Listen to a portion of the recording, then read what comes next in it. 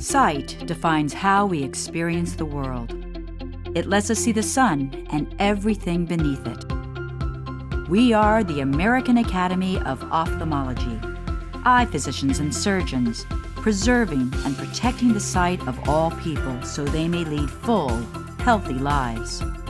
Our mission began in 1896 when Dr. Hal Foster envisioned our collective knowledge would be far greater than the sum of its parts.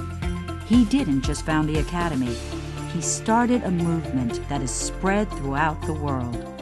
Today, we are on the front lines of medicine. We continually set the global standards for clinical education. We relentlessly advocate for the highest quality eye care.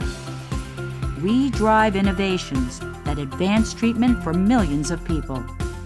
Only the Academy has the scale and scope to take on threats to eye health and advance detection and treatment so more people can live unencumbered by vision loss. As from the beginning, it is our mission to change the lives we touch. We are the American Academy of Ophthalmology. Medical doctors united in protecting sight and empowering lives.